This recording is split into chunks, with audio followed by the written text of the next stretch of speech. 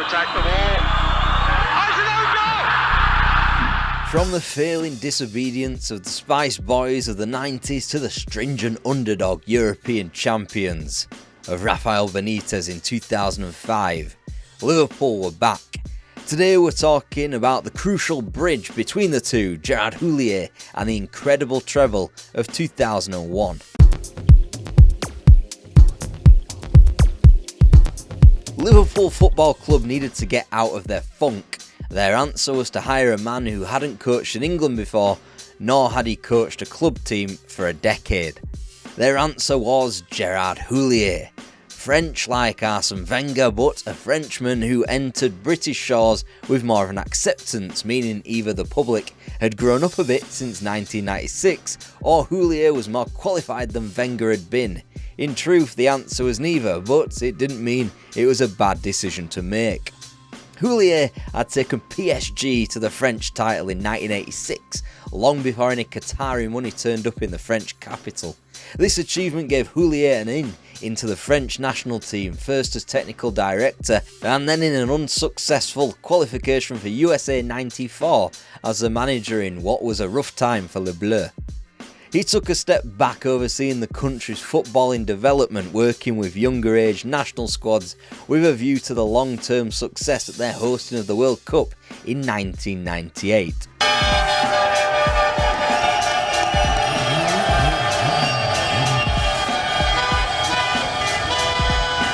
With that achieved, Houllier didn't even wait for the afterglow of this success to diminish before he made his foray back into club football, over the channel there in Britain.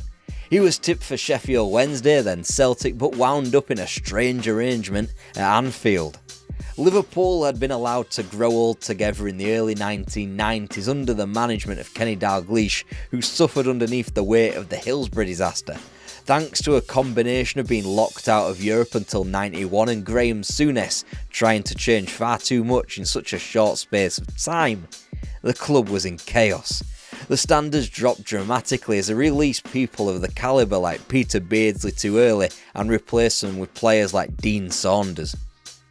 Despite an FA Cup in 1992 and a League Cup in 1995, the club had lost the run of itself and the next manager, Roy Evans, couldn't bring them back up to pace.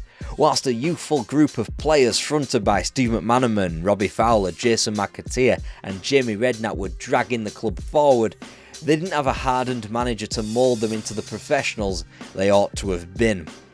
Evans had been quoted as saying that his aim was to restore the club to its rightful place, but by the summer of 98 he was being squeezed out of his position.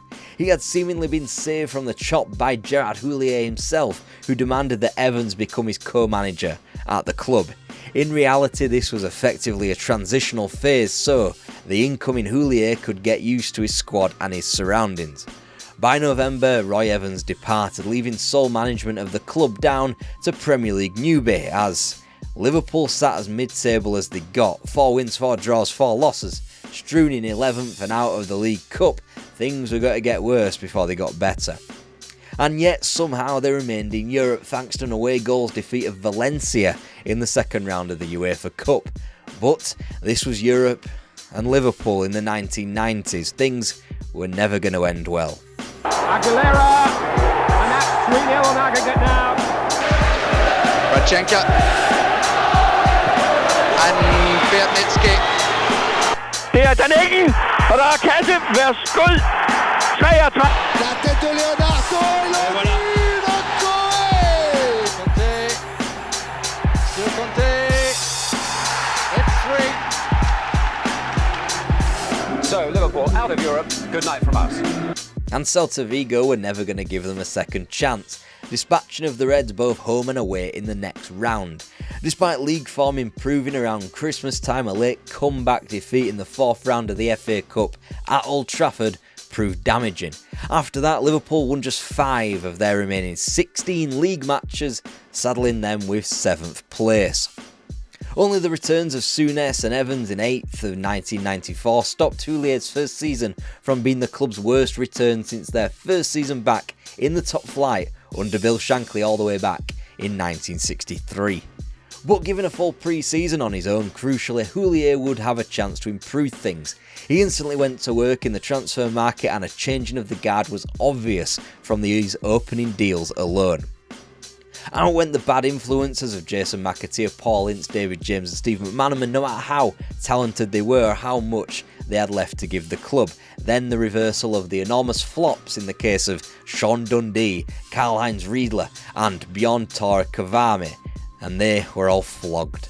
In their place, largely unheralded but workmanlike players, in goal came the towering Dutchman Sander Westerveld, beyond him a new centre-half pairing in Stefan Honshaw and Sami Hyypiä, before Newcastle's Didi Hamann added grit to a midfield desperate for it, and Czech midfielder Vladimir Smica was also added. Understandably, thanks to the turnover behind the scenes, Liverpool started off the 1999-2000 campaign slowly. The newly promoted and downright awful Watford pitched up at Anfield and won in the first week, before 2 Anfield defeats followed. Jamie Carragher put through his own net not once but twice in a 3-2 loss against treble winners Manchester United, before 3 red cards were dished out in a feisty Merseyside derby, which saw Sander Westerveld and Francis Jeffers trade fists. Soon enough, Houlier's methods stuck to this Liverpool team. A defensive 2 banks of 4 with 2 speedy forwards in Michael Owen and Robbie Fowler countering was the brand of football delivered to the Kop. They'd go on to lose just twice in the Premier League between September 27th and April 16th, claiming victories over Chelsea, Arsenal and Leeds, as well as claiming a point at Old Trafford, i.e. the 4 best teams in the land. Although Liverpool were never truly in a title race thanks to United's ludicrously good form, they did find themselves as the best of the rest and odds-on favourites to return to the Champions League after 15 years away. 11 points behind the relentless pace set by the champions, Liverpool had a healthy enough cushion between themselves and the chasing pack of Arsenal and Leeds of 5 points. Emil Heskey was even acquired to give the club a new dimension up front, and for £12 million it was clear that Liverpool envisioned themselves participating in UEFA's primary competition for the subsequent campaign. Then those 5 points got frittered away fast as Liverpool failed to find the net in their last 5 league fixtures. It all started with a goalless draw at Goodison, but their 5-point cushion only began to be eaten into once Chelsea and Leicester dispatched of the Reds by 2 goals. Then after a home stalemate against 15th place Southampton, Liverpool found themselves needing favours to qualify on the final day. Luckily they were handed Bradford City, seemingly doomed to relegation in their first ever Premier League season. Combined with Leeds' goalless trip to Upton Park, Liverpool simply needed to beat Bradford at Valley Parade to finish within the top 3. Instead, Haller takes it. A winner free! Fantastic header! Liverpool would have to wait for their Champions League reunion. Despite their late season collapse, however, there was a little promise that the new millennium could bring with it some new fortunes for the club.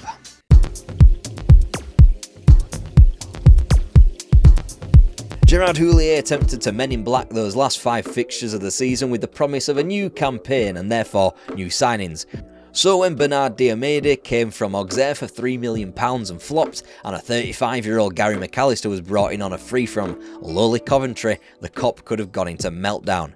Then followed a double German swoop of Marcus Babbel from Bayern Munich, mystifyingly on a free, and of Christian Ziege from Middlesbrough for £5.5 million. They would shore up the fullback positions as each of Stig Bjornaby, Phil Babb, Dominic Matteo, Rigobert Song and Steve Staunton was sold from the backline. Then followed the high-profile capture of Nick Barmby, who became the first Evertonian to sign directly for Liverpool since Dave Hickson in 1959. In beating Manchester United to the midfielder's signature, there was an added victory in there for the Reds as they began another season quite slowly. Defeats at Highbury and Stamford Bridge could be understood, less so the needless draws against West Ham, Sunderland and Southampton, in particular the latter, as Liverpool traded in a 3-goal lead with 26 minutes to play for a draw. From there, Gary McAllister entered the fray and very rarely exited it, missing just 6 matches for the remainder of the season. Once that defeat to Chelsea was processed, October became infinitely more profitable when Derby, Leicester and most satisfyingly of all, Everton fell to defeat. November was less cheerful as Liverpool ran into the indomitable Mark Viduka at Elland Road before the Reds returned home from trips to White Hart Lane and St James's Park with note after a couple of 2-1 losses. It meant that, as kids all over Merseyside opened up their advent calendars for the first time that year, Liverpool were far from festive cheer behind even Ipswich Town and Leicester City. The only good news was that those clubs were supposed to clear the deck, which would, in theory, leave Liverpool as the best placed team to challenge for a Champions League spot. But we know football doesn't work like that, and additionally just 3 points separated the Reds from 13th and the lowly Everton.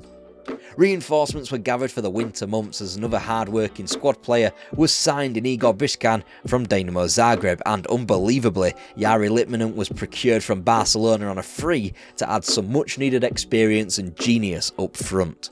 And by this point, Liverpool were already on the road to Cardiff thanks to the League Cup. Robbie Fowler netted an extra-time winner in the third round at home to Chelsea, which appeared close to meaningless at the time, but proved crucial in the grander scheme of things. Then Stoke were blown out 8-0, Fowler again prolific in the competition with a hat-trick before a rare bit of Christmas cheer was found in dispatching of second-tier Fulham by 3 goals, admittedly, after extra time. The semi-final first leg down at Sellers Park didn't prove a positive on the pitch in terms of result, with Liverpool going down 2-1. But it did introduce Jari Litmanen to the fans, and he came off the bench for his debut and instantly laid one on a plate for Vladimir Smicer. Once back at home, Liverpool had something to hold on to, and after a 3-goal, 18-minute barrage, there was only ever one team going to the Millennium Stadium.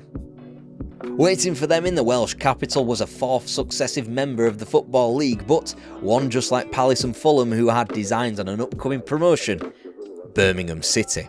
Heskey won it, Fowler's onto it, Fowler's hit, Fowler's goal! What a moment for the individual, what a moment for the club.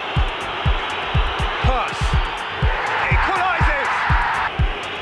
6th penalty taker for Liverpool is Jamie Carragher, another local lad, a Hooton boy, local hero. Can he? Save! It's a horrible moment for the young man, but it is Liverpool's trophy, a cup in the cabinet. Liverpool Worthington Cup winners 2001.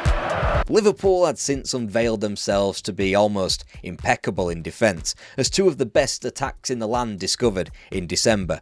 Runaway champions Manchester United were beaten on their own turf before Arsenal were thrashed by 4 at Anfield 6 days later. That, however, didn't stop Liverpool from feeling vulnerable in December. Despite conceding just 4 goals between November 25th and February the 10th, half of those came in shock defeats to Ipswich Town and Middlesbrough before 2000 could fuck off. Before the Odyssey of 2001 could appear on the horizon, Liverpool were now saddled in 6th place, a staggering 14 points off the pace set by the reigning champions Manchester United. It was imperative that they began 2001 undefeated, and in the opening 2 months that remained true, but whilst they took apart Villa, West Ham and Southampton, Houlier's side still drew needlessly against Borough, Man City and Sunderland. And yet when they returned from their first piece of silverware in Wales and began March, they occupied a top 3 spot which would be enough to confirm a Champions League reunion. This Liverpool was a functional team. Whilst that fact wasn't causing too many waves at the top of the table back home, they were about to do so in Europe. Owen, who's been in blistering form as a goal taker, turns goal creator, and Nicky Barmby nets for the first time for Liverpool in his first game in Europe for the club. Heskey's up there with the goalkeeper. This is Nicky Barmby with a shot off the defender. Oh, goalkeeper hesitating. Emil Heskey. There was no pass of the referee. It was beautifully placed. And a fine gain, the Portuguese man in charge. Barmby. Oh, yes! An unbeaten Liverpool had gone to Romania, Czech Republic and Greece and come back unscathed and unbeaten with a place on the other side of Christmas in Europe. Already Houlier's Liverpool had gone further than most of their recent Anfield contemporaries. The moment the 4th round draw was made, it became obvious that the competition was going to heat up just a little bit when it returned on February the 15th. There, Liverpool faced a trip to a city they only knew too well after the glories of 77 and 84. They were headed to Rome. They hadn't been there since they had defeated Roma in their own backyard to win their 4th European Cup. Now, however, Liverpool were placed at 16-1 long shots to win the competition, behind even Parma at 9s, whilst Barcelona, Roma and Inter Milan were the frontrunners. Roma, priced up at 9-2 in comparison, were all set to win their first Scudetto since 1983 and harboured talent like Gabriel Batistuta, Francesco Totti and Cafu on the pitch, and Fabio Capello on the sidelines. And if you've ever played Championship Manager 01 or 02, you'll know just how good this team is. A UEFA Cup match in name only, the first leg at the Olimpico was a turning point for the remainder of the season. A chance maybe for Liverpool here with Michael Owen latching onto something. And Liverpool have scored themselves. Goodness me. Houllier can hardly believe that. Now it's Seeger. Can he get the ball in early? Owen's off the near post. Oh, the chance for number 2. And it is number 2. Liverpool had yet to concede in front of the Kop in Europe, but Roma ended that run 20 minutes from time in the return leg at Anfield. Thankfully, Liverpool remained tight enough not to ship another, despite a controversial referee call to award a corner after initially calling for an Italian spot kick in front of the Kop. Roma had lost just 3 times all season, none of which inside the Olimpico. Now, Liverpool believed, and after inarguably their greatest European performance and result since they were last in Rome 15 years prior, they sauntered beyond a Porto side who in 3 years would become European champions in their own right. A clean sheet away from home in Portugal, that ability would be mirrored in the Camp Nou as Liverpool mocked up in the all-white of Real Madrid, putting another defensive masterclass against a Spanish team baying for blood. Barcelona toiled in front of goal back in Liverpool too, failing to score again, and crucially this time the Reds did score courtesy of the now pivotal Gary McAllister from the spot in the first half. They'd beaten Italian champions in waiting Roma, a decent Porto team due to win the Champions League in 3 years, and a classy Barcelona outfit. The sky appeared the limit. But Liverpool had already been brought back down to earth with a shuddering halt in the Premier League.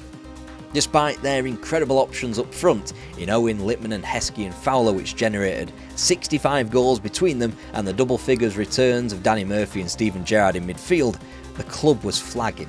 Whilst they completed a double over Manchester United on March the 31st, it was a lonely victory in over 2 months of draws and defeat in the league, most crucial of which came at home to Leeds United, who put 6 points between the pair with the 2-1 triumph. Leeds United came to Anfield just 90 minutes away from a Champions League semi-final and, under David O'Leary, were threatening to become the new Liverpool both at home and in Europe. 4 days later they would fulfil some of that promise by achieving that semi-final. Liverpool's loss against them would be their last mistake.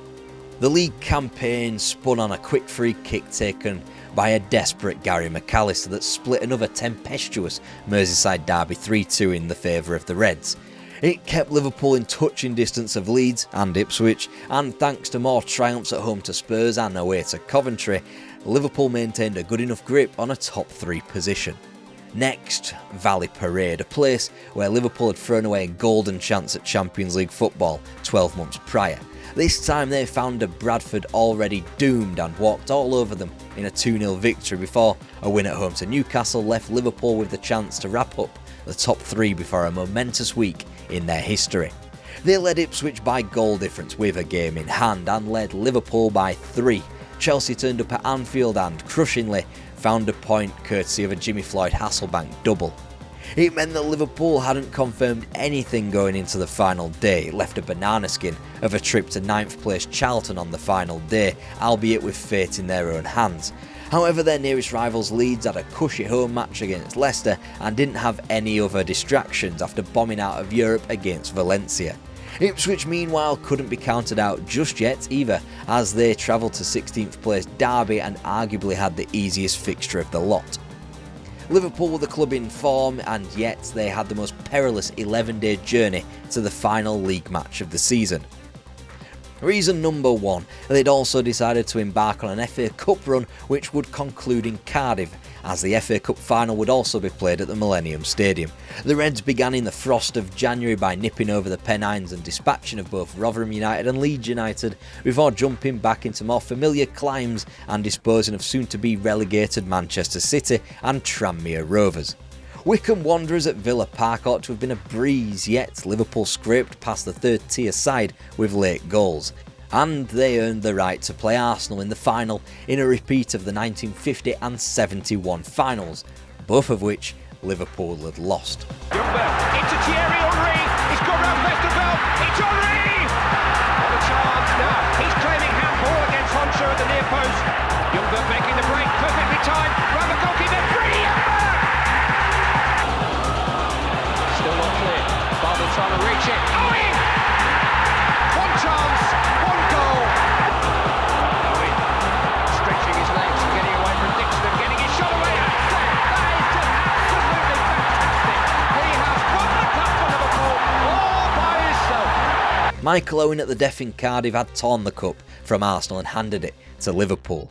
The Reds were only the second English club to have won both domestic English cups in the same season, the first since Arsenal had done so in '93. And reason number 2, the UEFA Cup final held in Dortmund against Spanish side Alaves.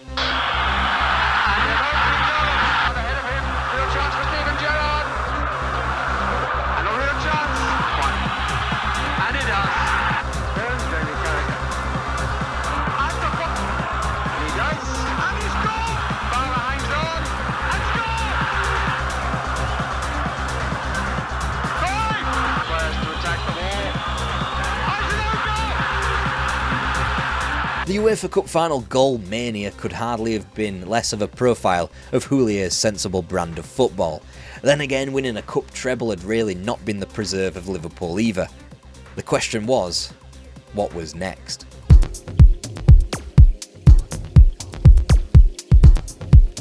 Liverpool didn't become champions of Europe under Gerard Houllier, but without Gerard Houllier, Liverpool wouldn't have become champions of Europe. Inserted into the archaic boot room world of Liverpool in the late 90s, Gerard Houllier was a continental name in an increasingly continental English brand of football that had seen Arsene Wenger revolutionise the game on these shores and Sir Alex Ferguson adapt. Houllier should be seen as important to English football's transition to a cleaner, healthier and more European style as Arsene Wenger has been. Whilst top clubs like Arsenal and United were slowly cleaning up their act in the mid-90s, Liverpool still binged like they were a top club with credit in the bank and performances on the pitch to justify the lad, sesh mania in the hedonistic age of Britpop and Cool Britannia. Houllier changed all that. Roy Evans had been too nice, he'd been taken advantage of, a fate not befitting an underrated club legend who had done the hard yards in the background for people normally canonised on the cop. Shankly and Paisley, for example. Houllier didn't have the cachet in Liverpool or in England, which was ultimately an advantage. He could be hard with the squad, he could freeze out their most popular players and still move the club forward. The list of trophies and title challenges that Houllier handed to the Cop is probably more comparable to a Graham Souness or a Roy Evans, manager who had taken home one cup and dabbled in the top half. But he should be mentioned more so in the arena of a Paisley, Benitez or Klopp. Like each of those names, Gerard Houllier took Liverpool into the Champions League, but it was clear they weren't ready just yet. They qualified for the competition by defeating Charlton on the final day of the treble season, inadvertently imploding Leeds United as a concept. But they were outclassed in Europe, first by a Bayer Leverkusen team led by Michael Ballack in the 2001-2 season, where Houllier was sidelined for much of it due to heart issues. Then in a prescient moment when Rafael Benitez and his Valencia outfit did the group stage double over Liverpool, allowing the little-known Basel to eliminate them from the first hurdle of the Champions League. So after losing a Champions League qualification showdown with the soon-to-be moneyed Chelsea, Liverpool took to the UEFA Cup again, only to be outclassed again, this time by Marseille. Houlier's last gift to Anfield was a Champions League qualification ahead of Newcastle United for the 2004-05 campaign, a season in which he would watch from the sidelines again, but this time because he was sacked, as Liverpool brought in Rafael Benitez, the most recent winner of La Liga and the UEFA Cup, from Valencia. Nonetheless, Houllier gave Liverpool the tools tactically, nutritionally and mentally so that they could become European champions. The miracle of Istanbul, which you can reminisce about in this video here.